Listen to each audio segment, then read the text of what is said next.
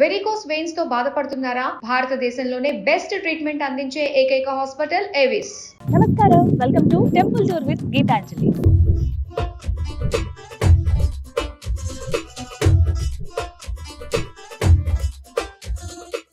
ఇవాల్టి కార్యక్రమంలో మనం ఒక ప్రత్యేకమైన ప్రాంతానికి వెళ్ళబోతున్నామండి.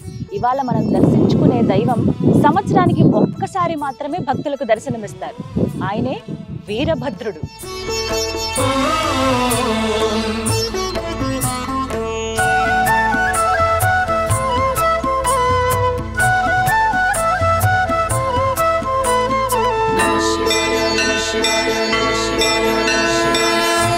సాంబ శివ సుందర.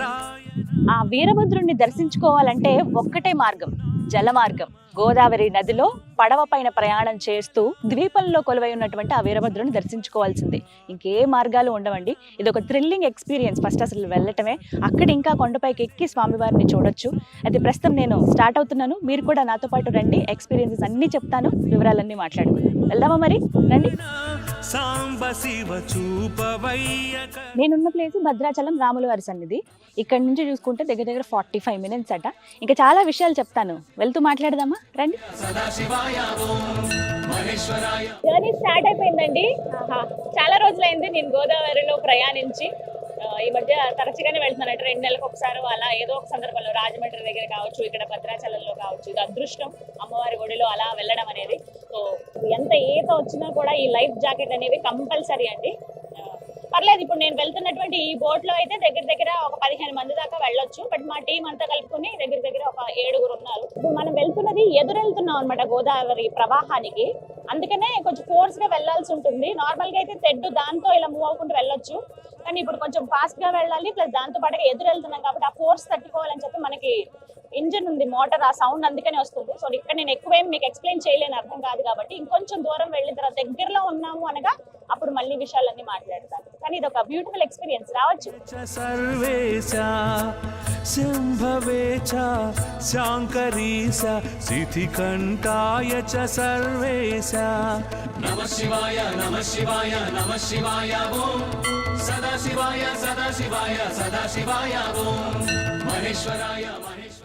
అదిగో కనిపిస్తుంది చూసారా, మనం వెళ్లాల్సిన ప్లేస్ అక్కడేనండి. మరికొద్ది నిమిషాల్లో మనం వీరభద్రుడి దేవాలయం దగ్గరికి వెళ్ళబోతున్నాం.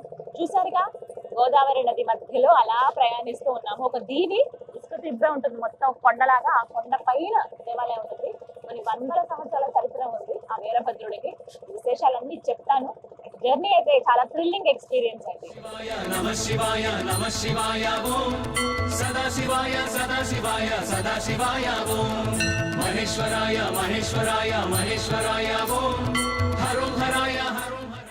అది అక్కడ కనిపిస్తుంది చూసారా, చిన్నగా టెంపుల్, ఆ గుడేనండి వీరభద్రుడు కొలువై ఉన్నది. అక్కడికి మనం వెళ్తున్నాం. చెప్పాను కదా ఇంకొద్ది క్షణాల్లో అని చెప్పి. ఇలా కొంచెం అటువైపు తిరిగి మనం ఆ గుట్టలా ఉంది కదా, ఆ పైకి ఎక్కాల్సి ఉంటుంది, ఎక్కి వెళ్ళాలి. మొత్తం అంతా ఇసుక, కానీ ఇది ఒక భలే ఉంది, అద్భుతంగా. ఒక గ్రామానికి దగ్గరగా ఉంటుంది. ఇప్పుడంటే ఇన్ని నీళ్లు ఉన్నాయి, కానీ మామూలుగా కొంచెం మిగతా టైంలో ఎప్పుడైతే ఆలయం తెరిచి ఉంటుందో ఆ టైంలో చాలా తక్కువ ఉంటాయి వాటర్. సో ఇంత ఇబ్బంది ఉండదు వెళ్ళడానికి. బంధమోచన భ్రమరేశ పరమ పావన జంగమేశ బంధమోచక భ్రమరేశ. మొత్తానికి వచ్చేసామండి. ఎంత బాగుందో, ఏమంటారు, ప్రకృతి ప్రేమికులకైతే ఈ ప్లేస్ ఒక అద్భుతం అన్నమాట. ఆ వీరభద్రుని దర్శించుకునే వాళ్ళకైతే ఇంకా అద్భుతం అని చెప్పుకోవాలి. అగో పైన గోపురం కనపడుతుంది చూడండి, టెంపుల్. అక్కడికి మనం ఇలా వెళ్ళాలి. ముందుగా మనకు మెట్లు కనిపించాయి, కాకపోతే గోదావరి ఫ్లో ఎక్కువ ఉందని చెప్పి ఇక్కడ ఒడ్డు దాకా తీసుకొచ్చి ఇక్కడ ఆపారు మా బోటు. మా టీం అంతా కూడా ఇక్కడే దిగుదాం సేఫ్ అన్నారు. కొంచెం సాహసమే ఈ యాత్ర అయితే. అంటే సాధారణంగా ఇక్కడి నుంచి రారు, పక్కన ఉన్నటువంటి గ్రామం దగ్గర నుంచి వస్తారనమాట ఎక్కువ మంది భక్తులు కానీ ఎవరైనా ఈ ఆలయానికి రావాలనుకుంటే. బట్ నేను ఒక పని ఉండి భద్రాచలం వచ్చాను, అందుకే అక్కడి నుంచే వెళ్దామంటే ఓకే అన్నారు. సో ఇంకా వెళ్ళిపోదామా, ఎప్పుడెప్పుడు చూద్దామా అని ఉంది నాకైతే. రండి. సంవత్సరానికి ఒక్కరోజు మాత్రమే ఆ వీరభద్రుడిని దర్శించుకోవచ్చు అని చెప్పాను కదా. ఇంతకీ అది ఏ రోజు? శివరాత్రి రోజు. కేవలం శివరాత్రి రోజు మాత్రమే మనం స్వామిని దర్శించుకోవచ్చు. జాతర అండి ఎంత బాగా జరుగుతుందో, లక్షల మంది భక్తులు వచ్చి దర్శనం చేసుకుంటారు ఆ ఒక్క రోజునే. అయితే నాకు ఇంత ప్రత్యేకమైన ఆలయం గురించి చెప్పింది ఎవరో తెలుసా? నృసింహ ఉపాసకులు ప్రముఖ ఆధ్యాత్మికవేత్త డాక్టర్ కృష్ణ చైతన్య స్వామి గారు ఇక్కడ ఉన్నారు నాతో పాటు. నమస్కారం గురుగారు.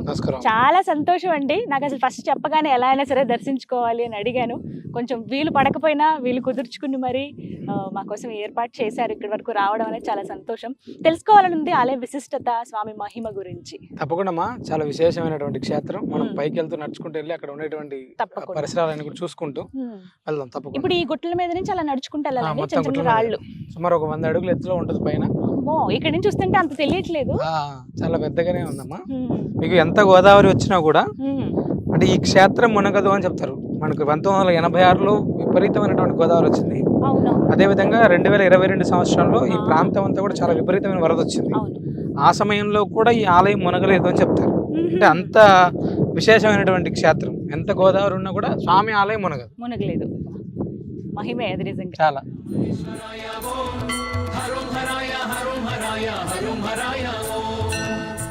సాంబ శివ సుందరాయ నమః, సాంబ శివ సద్గుణాయ నమః. పైకి వచ్చేసామండి. కొంచెం ఆయాసం వస్తుంది. మెట్లు ఇలా నార్మల్ గా మన ఇళ్లలోనూ ఆఫీసులోనూ అలా ఉన్నట్టు లేవు. ఇలా ఎత్తుగా ఉన్నాయి కదా, ఆ ఇంక్లైన్ అనేది కొంచెం అలసట, ఆయాసం అని అనిపిస్తుంది. స్వామిని తలుచుకుంటూ అలా నడుచుకుంటూ వచ్చేయటమే. రాగానే మనకి ఇక్కడ నంది స్వాగతం పలుకుతున్నట్లుగా మన వైపు తిరిగి ఉంటారు.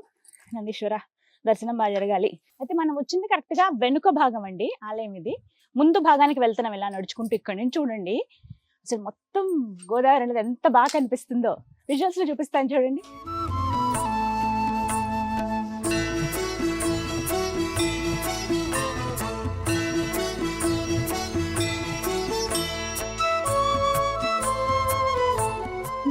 ఇక ఆలయ విశిష్టత గురించి తెలుసుకుందాం. ఇక్కడ స్వయంభూ స్వామి వీరభద్రుడు. అయితే ఇక్కడ గోపురాల్లాగా మనకు కనపడుతుంది. ప్రధాన ఆలయం ఒకటి, దాని ముందు మనకి మండపం లాగా ఉంటుంది. అలాగే ధ్వజస్తంభం చూస్తాం. అయితే ముందుగా మనం దర్శించుకునేది, పూజించేది ఆదిదేవుడా గణపతికే కదా. ఇక్కడ గణపతి విగ్రహం ఉంటుంది. ముందుగా ఆ స్వామికి దండం పెట్టుకుని వెళ్ళొచ్చు. మిగతా విశేషాలు తెలుసుకుందాం. వామనాయ చ వాస్తుపాయ చ వరుధినే చ విశ్వేశ వామనాయ చ. ముందుగా ఆ గణపతికి దండం పెట్టుకున్నాము. అసలు ఏంటి ఇక్కడ స్వామి ఎప్పుడు వెలిసారు, దీనికి సంబంధించి ఏమన్నా శాసనాలు కానీ లేకపోతే పూర్వకాలంలో లిఖించినటువంటి పత్రాలు కానీ ఏమన్నా ఉన్నాయా? అసలు ఎప్పుడు నిర్మింపబడింది ఆలయం? ఈ ప్రాంతంలో ఉండేటువంటి వారందరూ కూడా అంటే ఈయనకి మోతగడ్డ వీరభద్ర స్వామి వారు అని పేరు. కాకతీయ రాజులు ఇక్కడ ఆలయం కట్టించారు అని చెప్తారు. అంతకంటే మునుపే భగవంతుడు ఇక్కడ స్వయంభూమూర్తి. కాకతీయ రాజులు సుమారు అంటే 650 సంవత్సరాల క్రితమే ఇక్కడ ఆలయ నిర్మాణం ఉన్నట్టుగా మనం పెద్దలు చెప్తూ ఉంటారు. అంతకంటే మునుపు ఇక్కడ ఉన్నటువంటి భగవంతుడు మీరు ఎంత గోదావరి వచ్చినా కూడా ఇది మునగదు అని చెప్తారు. నిజంగా ఆశ్చర్యంగా ఉందండి. మీకు ఇంత వాస్తవంగా చాలా చిన్న గుడిలాగా ఉంది కదా మీకు ఇక్కడ. ఈ ప్రాంతానికి ఒక్క శివరాత్రి రోజు కనీసం అంటే 1,00,000 పైచులకు మంది దర్శనం చేసుకుంటారు. 1,00,000 పైచులకు ఎక్కడెక్కడ ఏ ప్రాంతాల నుంచి వచ్చి, అంటే ఆ సమయంలో గోదావరి తక్కువగా ఉంటుంది, కొంచెం మోకాళ్ళ వరకు మాత్రమే నీళ్లు ఉంటాయి. ఈ పక్కన ఆ చింతలగూడెం అనేటువంటి ఊరు నుంచి కూడా ఇక్కడ నడుచుకుంటూ వచ్చేసి వేలాది లక్షలాది మంది దర్శనం డైరెక్ట్ ఇలా వచ్చేస్తారు, నడుచుకుంటూ వచ్చేస్తారు. నీళ్లు మోకాళ్ళ మాత్రమే ఉంటాయి, అంతకంటే ఎక్కువ ఉండవు. అది నెమ్మదిగా వచ్చేయచ్చు. అది ఎక్కువనా కూడా పడవలు ఉంటాయి, ఇవన్నీ ఇబ్బంది. అంటే సాధారణంగా అయితే ఆ సమయానికి చాలా వరకు నీళ్లు ఉండవు, చాలా విపరీతంగా. చలికాలం అయిపోవచ్చే టైం అది శివ శివ అంటూ ఆ చలి కూడా వెళ్ళిపోతుంది అంటారు కదా. మొత్తానికి అప్పుడు అయితే మీరు అన్నారు 600 సంవత్సరాల క్రితమే ఆలయం ఉంది అని చెప్పి. ప్రతాపరుద్రుడి కాలంలో అంటే కాకతీయ రాజుల కాలంలో ఈ ఆలయం నిర్మాణం చేసినట్టుగా మనం గోదావరి పరివాహక ప్రాంతం మీరు ఎక్కడ చూసినా కూడా గోదావరి నదీ తీరంలో అన్ని కూడా శివాలయాలను ఏర్పాటు చేసుకుంటూ వచ్చారు కాకతీయ రాజులు. మీరు ఎక్కడ చూసినా కూడా వరంగల్ దగ్గర నుంచి మనం ఎక్కడ గమనించుకున్నా కూడా ఎక్కడ నదీ ప్రవాహం ఉండేటువంటి ప్రాంతాలన్నీ కూడా విశేషమైనటువంటి శివాలయాలు కట్టుకుంటూ వచ్చారు వాళ్ళు. అందులో ఇది కూడా ఒక శివాలయం అమ్మా.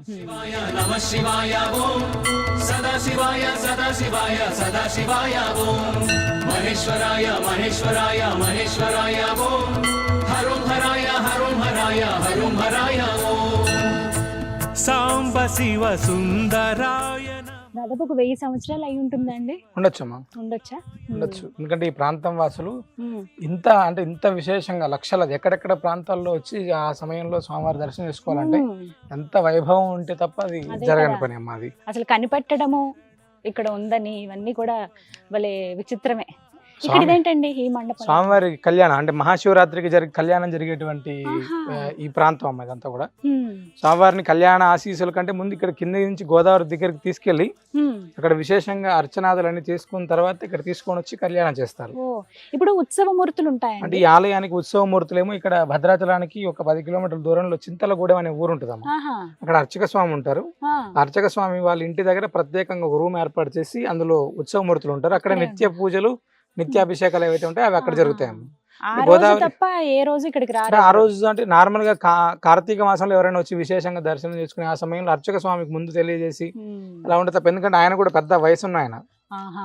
ఎక్కి దిగడం ఇవన్నీ కూడా కొంచెం ఇబ్బందికరమైనటువంటి కష్టం కదా. పరిస్థితులు. ఏదైనా ముందు తెలియజేయడం తప్ప మామూలు రోజులైతే ఇక్కడికి రావడం కష్టం. ఏదైనా బోట్ లో రావాలి. అంతే, మామూలు రోజులు ఎప్పుడు వచ్చినా మనం బోట్ లోనే రావాలి. ఖచ్చితంగా పోతుంది. ఎందుకంటే నడుచుకుంటూ వెళ్ళేటువంటి పరిస్థితి కాదు, ఇది కూడా హ్మ్. ఇబ్బంది ఉంటుంది ఖచ్చితంగా. అయితే కళ్యాణం జరిగేటువంటి స్థలం అండి ఇది. చూడండి మండపం అన్ని పురాతన కాలం అని అర్థం, సైడ్ కి లాగా వంగినట్టు అనిపిస్తుంది, పాతకాలం అన్ని. సుందరాయ నమః సాంబ శివ సద్గుణాయ నమః.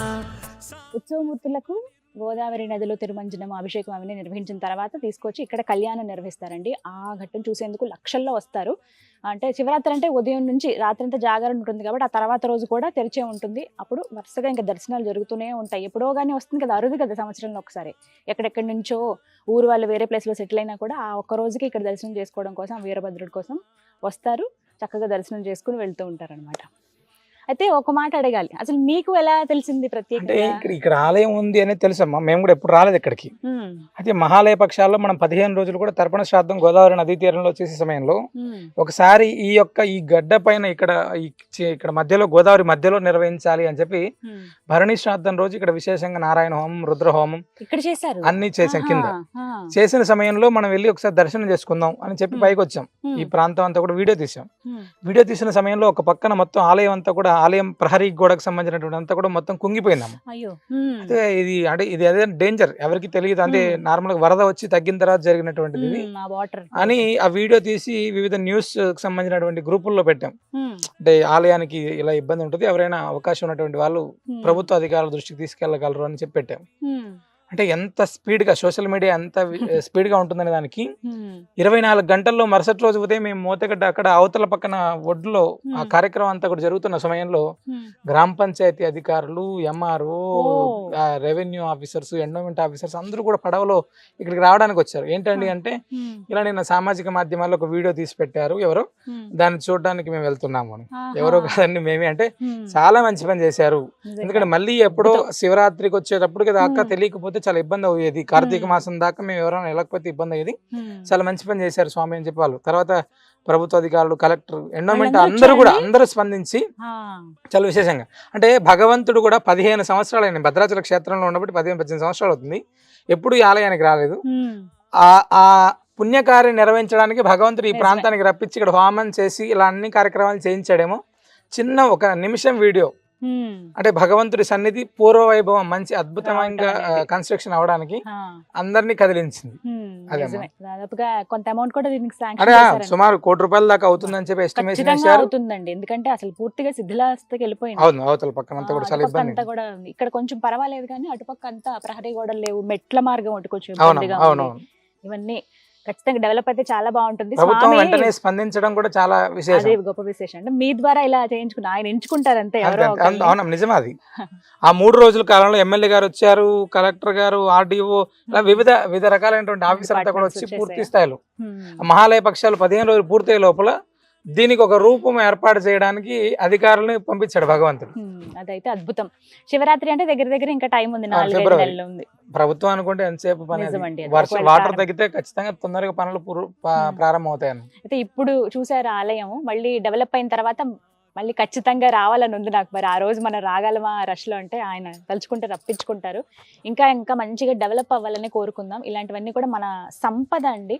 రాజులు పూర్వకాలంలో మన రాజులు చేసినటువంటి అద్భుతమైన నిర్మాణాలు కావచ్చు, అవి మన ముందు తరాల వాళ్ళకు కూడా తెలియాలి అని అంటే ఇవి ఇప్పుడు మనం తెలుసుకుని శిథిలావస్థలో ఉన్న వాటిని బాగు చేయాలి. ఎంతైనా బాగు చేసి వాటిని ఇంకాస్త భద్రపరుచుకుంటే ముందు తరాల వాళ్ళకు కూడా తెలుస్తాయి. వీరభద్రుడి కోవెల ఇది. మోతెగడ్డ అంటారండి ప్రాంతాన్ని. మోతే అనే ఊరు ఇక్కడ ఉంటుంది. దానికి సంబంధించి గడ్డ అంటే గుట్టని, ఒక కొండని గడ్డ అని పిలుస్తారు కదా, అలా మోతెగడ్డ వీరభద్రస్వామి ఆలయం అని అంటారనమాట. మీకు కనుక శివరాత్రికి కుదిరింది అంటే ఖచ్చితంగా రండి, ఆ స్వామిని దర్శనం చేసుకోండి. ఎప్పుడో కానీ ఆ మహద్భాగ్యం దొరకదు.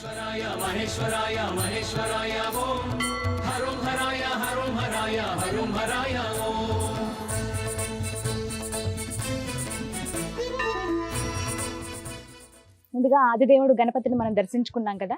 నాకైతే స్వామి ఎలా ఉంటారో చూడాలని ఉంది, కానీ ఫోటోలో మాత్రమే నేను మీకు చూపించగలనండి. ఎందుకంటే నేను వచ్చింది శివరాత్రికి కాదు కాబట్టి ఈ టైంలో అసలు ఓపెన్ ఉండదు. కానీ ఈ ప్రాంతం అంతా చూడాలి, మీకు కూడా చూపించాలి, తెలియాలన్న ఉద్దేశంతో రావటము. అయితే ఫస్ట్ మనం అలా రాగానే ఇక్కడ కాలభైరవుణ్ణి దర్శించుకోవచ్చండి. విగ్రహ రూపంలో ఉంటారు, చక్కగా పంచతో అలంకరించారు స్వామికి. క్షేత్రపాలకుడిగా ఉన్నారనమాట స్వామి. ఇక్కడ వచ్చిన వాళ్ళు ఖచ్చితంగా ఆయన దర్శనం చేసుకుంటారు.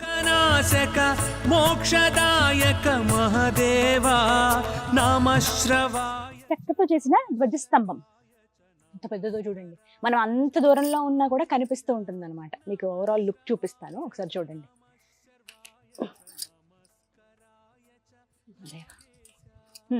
సరే, ఇక లోపలికి వెళ్ళి చూపిస్తాను ప్రధాన ఆలయం ఎలా ఉందో.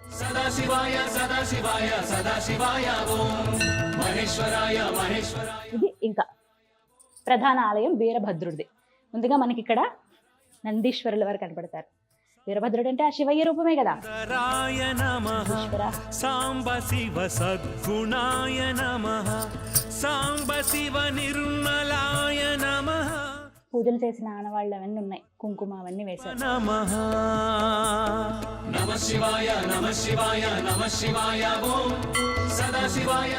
ఇదే టెంపుల్, చిన్న తలుపు, లోపల ఇంకా గర్భగుడి. అది అక్కడ విగ్రహ రూపంలో ఉంటాడు ఇక్కడ స్వామి. వీరభద్రుడు మామూలుగానే మనం విగ్రహాలలాగా ఇలా చూస్తూ ఉంటాం కదా, సేమ్ అలాగనే నల్లటి రాయి విగ్రహం లాగానే ఉంటారు. స్వయంభూమూర్తి కదా, పూర్తిగా మనకి మొత్తం అంత చేతులు కానీ ఇవన్నీ కనిపించవు. తర్వాత స్వామికి ఇలా కవచం వేయటం కానీ, పూలమాలలు అవన్నీ వేసి అలంకరిస్తారు కదా. అలంకరించాక ఆ మూర్తి వైభవమే చాలా బాగుంటుంది వీరభద్రుడిది.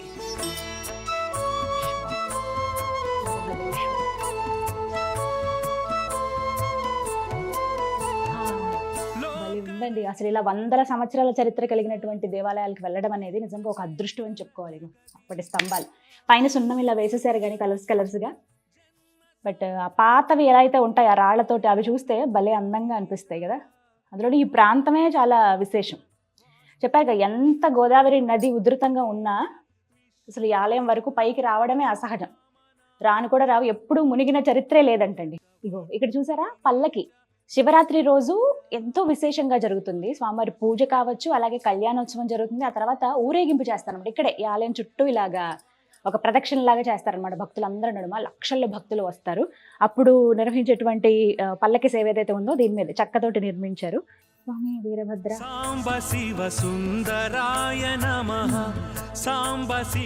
ఎంత బాగుందండి, పర్ఫెక్ట్ టైంకి వచ్చాను నేనైతే. అంటే లొకేషన్ కానీ ఈ క్లైమేట్ కానీ అన్నీ చాలా బాగున్నాయి. సాయంత్రం 4:15 అవుతుంది టైము. ఎంత బాగుందో ఇక్కడ నుంచి చూడండి, గోదావరి అలా చల్ల గాలి వస్తుంది. మొత్తం చెట్లు ఇక్కడ దాకా ఉన్నాయి హైట్ లో. మొత్తం కొండలే కదా, కొండల పైన ఇంకా అలా చెట్లు. ఇక్కడ నుంచి స్లాంట్ గా ఉంది స్లోప్. భలే అందంగా ఉంది. ఇక్కడ నుంచి చూస్తుంటే ఎంత బాగుందో ఆలయం అయితే. భలేగా కొండ మొత్తం గుట్టనే.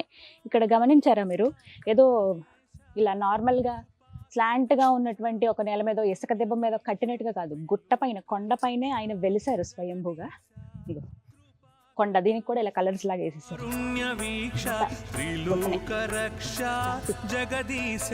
అసలు ఇలా తొలిచి ఎలా కట్టారో అప్పట్లో, నిజంగా వాళ్ళ నిర్మాణ శైలి అద్భుతము. ఆ పనితీరు నిజంగా అండి అమోఘం అనే చెప్పుకోవాలి. కొంచెం మనకి ఆర్కిటెక్చర్ అవన్నీ కూడా తెలుస్తాయి కాకతీయుల రాజులు అన్నట్టు. తనకి సంవత్సరంలో కేవలం ఒక్కరోజు మాత్రమే ఆలయం తెరవబడుతుంది. ఆ తెరిచిన రోజు వైభవంగా పూజలు జరుపుకొని కళ్యాణోత్సవాన్ని నిర్వహించుకొని భక్తులకు దర్శనమిస్తాడు ఆ మోతెగడ్డ వీరభద్రుడు.